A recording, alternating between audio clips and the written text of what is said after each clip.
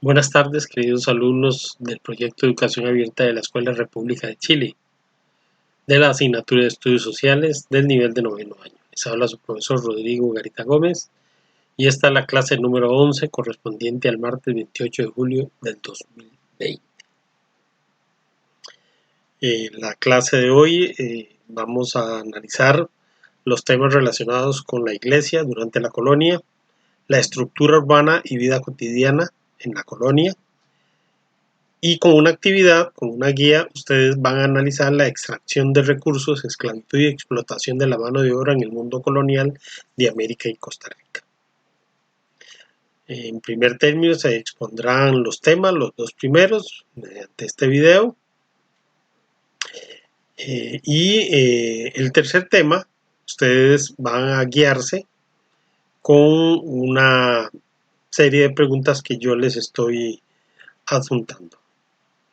Favor enviar sus respuestas el viernes 31 de julio antes de las 5 de la tarde. Pueden hacerme sus comentarios o formular sus dudas por la plataforma WhatsApp. Continuamos con el tema de la colonia en América y cómo observamos en ese proceso constructivo de la iglesia, probablemente en América del Sur, la construcción de iglesias y conventos durante la colonia fue producto de las riquezas acumuladas por la iglesia y el trabajo obviamente de los indígenas. Esta fue la actividad de la semana pasada, algunos ya me la enviaron, ya se las devolví con la evaluación o los comentarios que tenía que formularles. Estaba relacionada con la estratificación social, ¿verdad? Todo lo que tenía que ver con la parte social.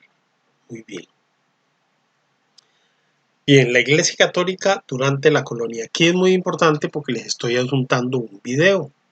Entonces, antes de cualquier cosa y después de que pasan de ver esto, vean por favor el video que habla sobre el papel de la iglesia, ¿verdad? Muy bien. La Iglesia Católica fue un elemento trascendental en la vida colonial, ¿verdad? Sobre todo porque lo que buscaban era conquistar fieles entre los indígenas. Básicamente el rol de la iglesia estaba estrechamente ligado a una cuestión política que estaba en manos del patronato real, que decidía sobre la construcción de iglesias, conventos, monasterios, hospitales, pero sobre todo de la política de la espiritualidad, que también se traducía en una influencia política a nivel continental.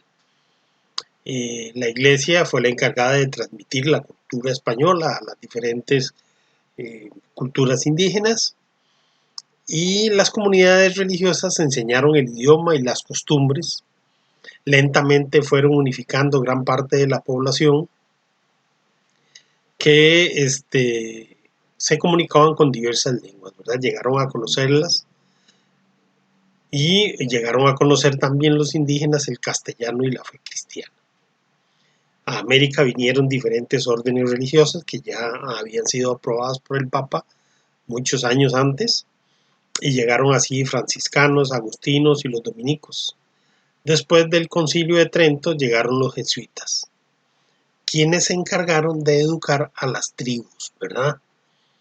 La labor de los jesuitas se convirtió en el primer intento americano de capacitar a los indígenas para que pudieran competir y estar en igualdad de condiciones de los europeos. O sea, no solo fue evangelizarlos, sino que les enseñaron a cómo subsistir en este sistema, lo cual y entró en contradicción con las políticas españolas y bueno, en un momento dado los jesuitas fueron expulsados por ello, ¿verdad? Especialmente en América del Sur se hicieron sentir mucho.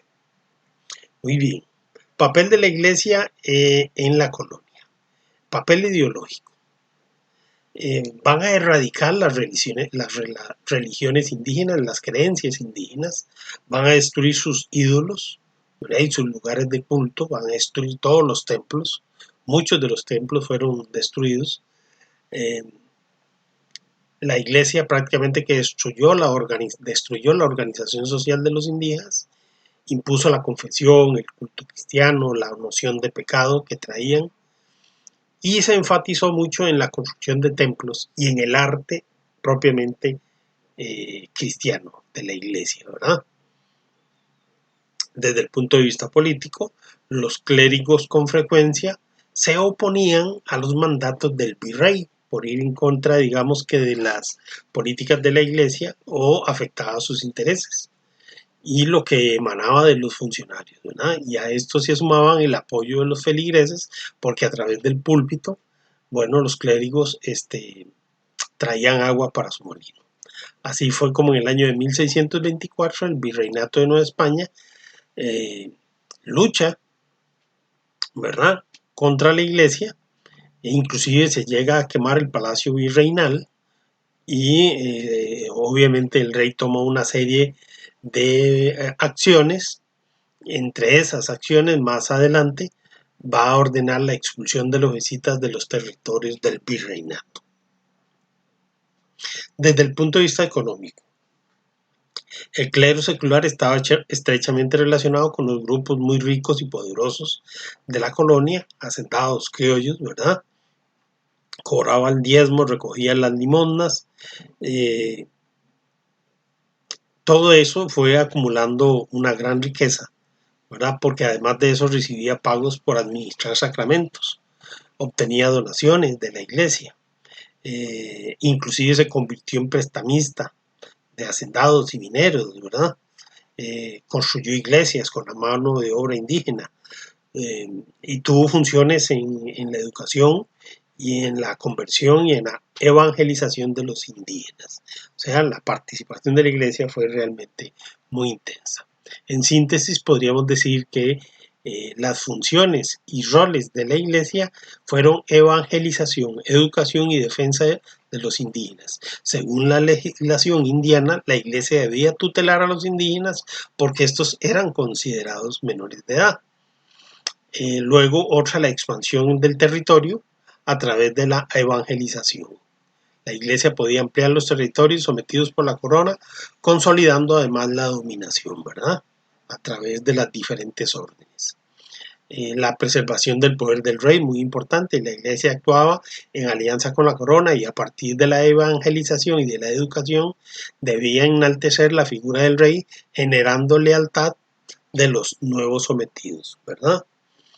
Preservar la fe a través del control ejercido por el Tribunal del Santo Oficio, o sea, la Inquisición que llegó a América, y ahora vamos a referir un poquito a eso. Y aunque no en toda América estuvo presente este consejo, Santo Oficio.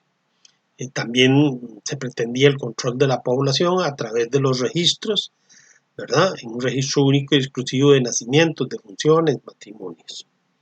Y lo que les decía, un aspecto relevante de la Iglesia colonial en América fue la existencia del Tribunal del Santo Oficio de la Inquisición. Esto inició en España muchísimo tiempo antes para combatir a los herejes, ¿verdad? Y luego se trae a América. Es un tribunal que se encarga de juzgar a las acciones que supuestamente ponían en peligro la doctrina cristiana. Y aunque en América sí se conocen casos, no fue como tan estricta como lo fue en España. La estructura urbana y la vida cotidiana en las colonias. De esto podríamos decir que desde el mismo momento que la llegada de los españoles se dio, da inicio a un proceso de urbanización, la cual deja ver la influencia de los indígenas en estos nuevos centros urbanos. ¿Por qué? Porque se van a desarrollar primero donde hay muchos indígenas, ¿verdad? Y luego se van a desarrollar sobre las antiguas ciudades precolombinas. Inclusive los caminos son los antiguos caminos que usaban los indígenas, ¿verdad? Y es a partir de ello que se inicia el proceso de desarrollo de la explotación minera y de la actividad agropecuaria, o sea, de la actividad de la agricultura y la ganadería. No obstante, por ejemplo, los indígenas no tenían puertos, los españoles sí van a instalar puertos como primero el de Veracruz, ¿verdad? Por ejemplo, el de Portobelo en Panamá. Son espacios que se desarrollaron absolutamente por los españoles.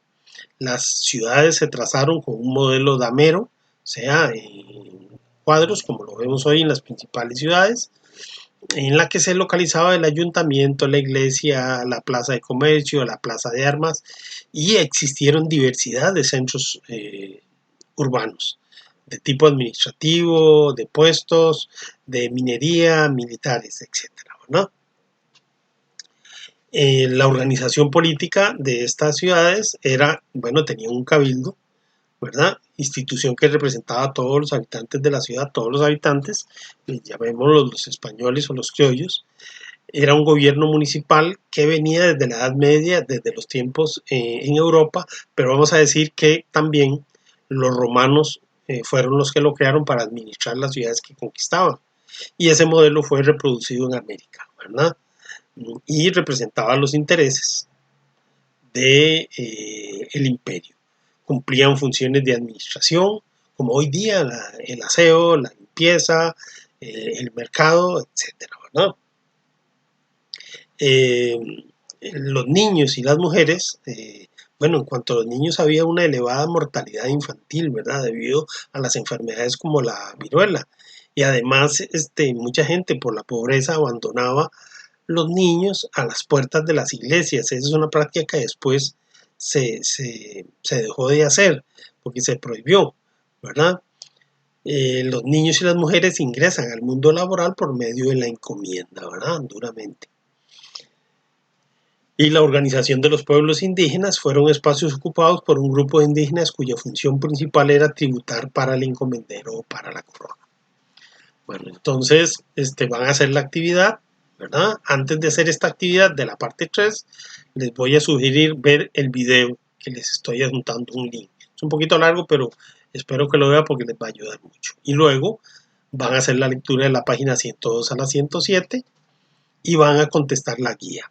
Esas 8 preguntas que les pongo ahí sobre todo el contenido de la página 102 a la 107, que trata sobre la extracción de los recursos, la esclavitud y la explotación minera, ¿verdad?